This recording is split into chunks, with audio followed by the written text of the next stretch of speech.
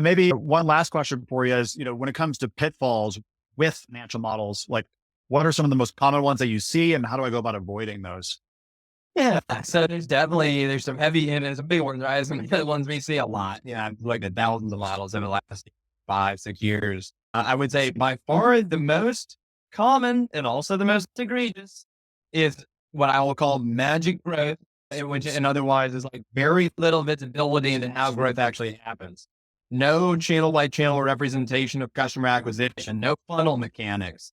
It's just like new customers inputted over time or magically growing at 10% month over month. No insight into the hard work that goes on to generate leads and acquire customers, and very little, frankly, insight into the actual monetization mechanics. Like you have to give investors a picture and yourself a picture into the revenue driving KPIs, top of funnel, conversion, price, retention. You have to understand your revenue formula and articulate that.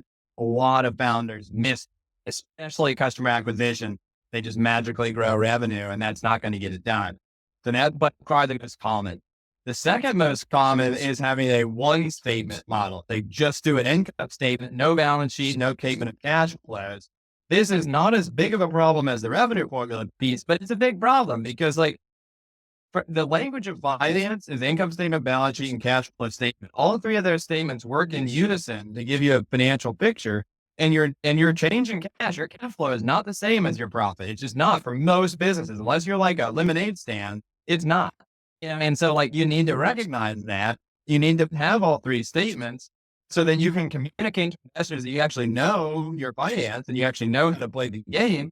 And also so you can get an accurate runway prediction and build the muscle for the future. And so it's got to be a three statement model. It's got to be a good picture into the revenue formula. And then I'll say the last one definitely is just completely unrealistic revenue predictions. You have to have a certain level of delusion to be a founder. So I get it, but it's you also have to stay grounded. And that's where that 5-minute Loom video thing really pays off. It's let other people pull you down to earth, right? But listen to that because no investor wants to see a forecast that's just so ridiculously optimistic that's just laughable.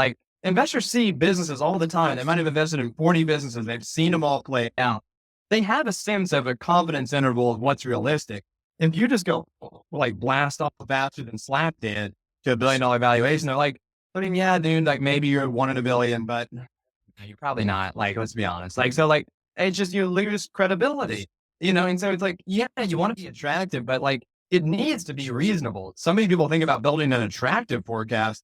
They don't think about building a reasonable forecast, and that's a big mistake.